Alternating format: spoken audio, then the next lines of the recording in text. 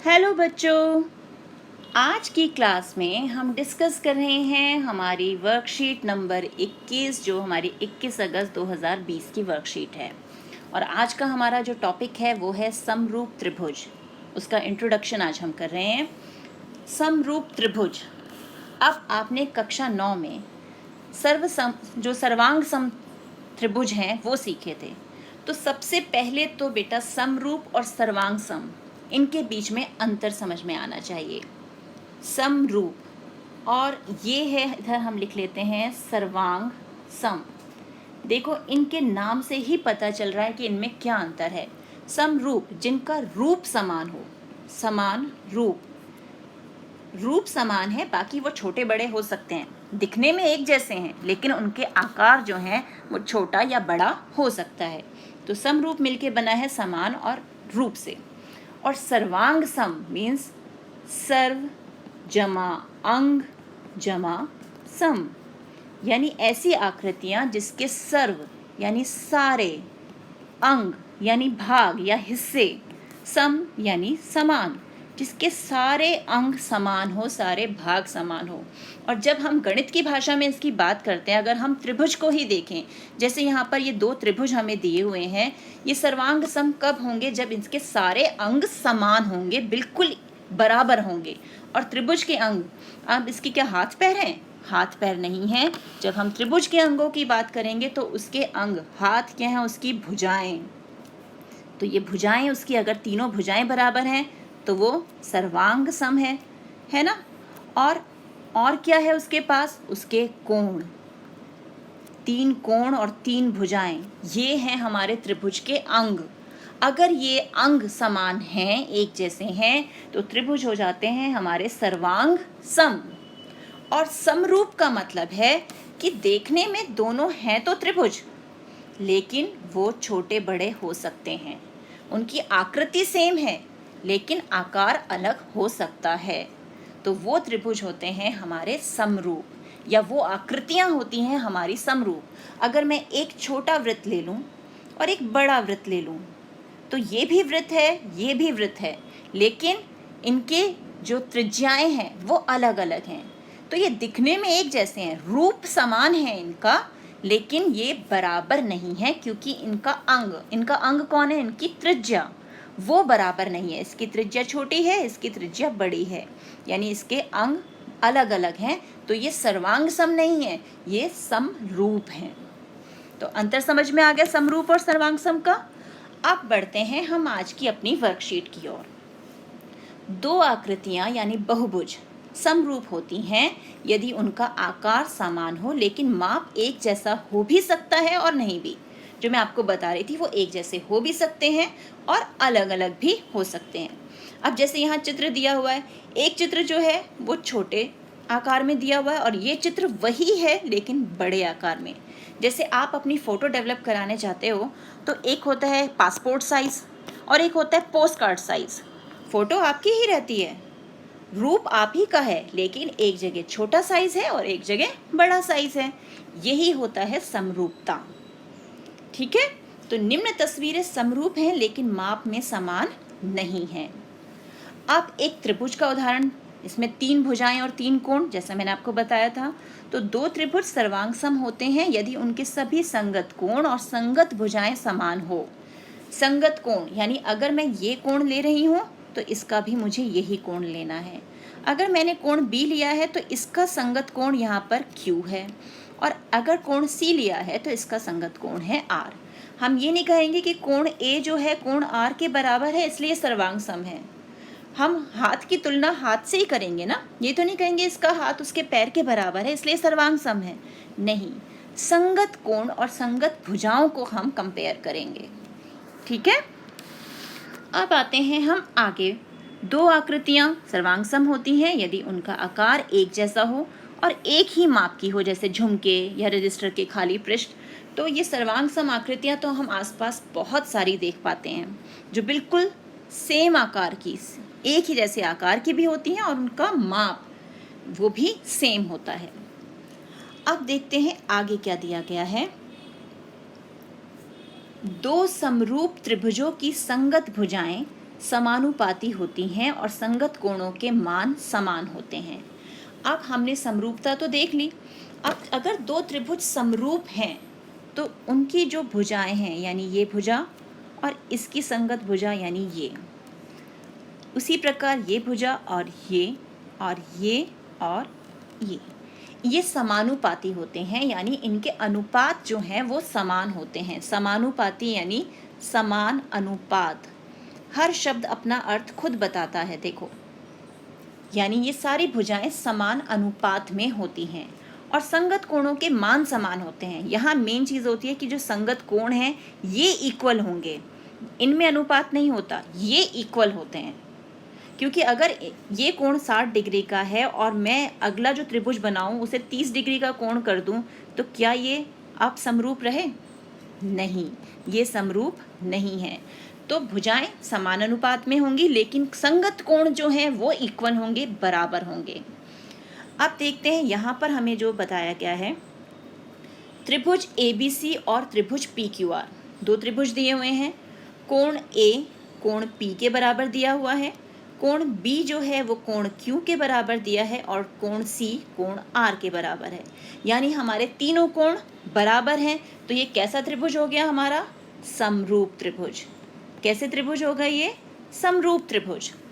और अभी हमने सीखा कि समरूप त्रिभुजों की भुजाओं में अनुपात जो है वो समान होता है। तो संगत भुजा इसकी AB तो इसकी PQ, तो AB बटा PQ बराबर BC और QR, BC बटा QR और AC और PR, AC बटा PR। तो ये हमारे त्रिभुज समरूप हैं। तो त्रिभुज ABC समरूप है त्रिभुज PQR के। यहाँ पर समरूपता का निशान इस ढंग से होता है और सर्वांग समता का हमने देखा था ऐसे होता है। ये समरूपता के लिए निशान है, समरूप। तो अगर हमारे पास कोण A कोण P ये सब संगत कोण बराबर हैं और भुजाओं के अनुपात जो हैं वो समान हैं, तो हमारे त्रिभुज समानुपाती या समरूप होते हैं। ठीक है। अब देखिए आगे क्या हमें पूछा गया है। ये देखिए कितना आसान है। निम्न में से क्या सर्वांग सम आकृतियों के उदाहरण हैं? अब इसमें से आपको बताना है कि इनमें सर्वांग सम कौन है। अब यहाँ पर ये तितली बड़ी है और ये तितली छोटी है, तो ये सर्वांग सम है कि समरूप है? बताइए जल्दी। शाबाश, समरूप है। उसी प्रकार इस पत्ते को और इस पत्ते को देखिए, यहाँ की आकृति देखिए, और ये जो है ये है हमारा मिरर रिफ्लेक्शन, दर्पण पे जो हमें दिखता है। तो इन्हें देखकर हमें बताना है कि इनमें से सर्वांग सम कौन सा है।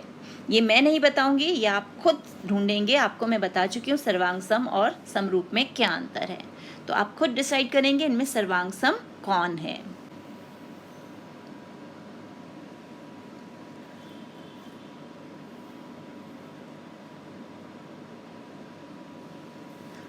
अब हमें यहाँ क्या दिया गया है, निम्न में से समरूप षट्भुज पहचानिए कि इनमें समरूप षट्भुज कौन सा है। तो अब एक षट्भुज ये रहा हमारे पास। अब इसके जैसा समरूप षट्भुज और कौन सा है? सारे ही षट्भुज दिए हुए हैं, हमें समरूप षट्भुज पहचानना है कि क्या ये और ये षट्भुज समरूप हैं। देखिए क्या ये समान हैं? इनके हमने देखा था कि कोण जो हैं वो समान होने चाहिए, भुजाएं जो हैं वो अलग अलग हो सकती हैं। अब यहाँ कोण कितना है और यहाँ कोण कितना है, तो ये समरूप नहीं है। अब इधर देखें हम C और D को, तो C और D जो है वो समरूप हैं क्योंकि यहाँ कोण जो हैं वो बराबर हैं, बस भुजाओं के माप जो हैं वो अलग हैं और वो भी समानुपाती हैं। यहाँ पर कितना है हमारे पास भुजा? 1 2 3 4, ये 1 2 3, यानी भुजाओं का अनुपात है 4/3। अब दूसरी देखिए यहाँ 1 2 3 4, 1 2 3, यानी ये भी भुजा का अनुपात हो गया 4/3। इधर कितना है हमारे पास? 1 2 3 4 और ये 1 2 3, तो यानी हमारी सारी भुजाएं जो हैं वो समान अनुपात में हैं और कोण जो हैं वो हमारे समान हैं। तो इसलिए जो हमारा C और D है वो समरूप हैं। C जो है बहुभुज वो समरूप है डी षटभुज के। ठीक है, अब आते हैं हम हमारे अगले प्रश्न यानी प्रश्न 3 पर। यदि ABC और त्रिभुज PQR समरूप हैं तो PQ और QR की लंबाई ज्ञात कीजिए। तो अब यहाँ पर समरूप हैं, पहले से हमें बताया हुआ समरूप है यानी उनकी भुजाओं में समानुपात होना चाहिए, उनकी भुजाएं समान अनुपात में होनी चाहिए। तो अब हम इनकी संगत भुजाएं ले लेते हैं, AC और ये रहा PR। हमें ढूंढना किसको है, PQ और QR को। AB इसकी भुजा और PQ इसकी भुजा।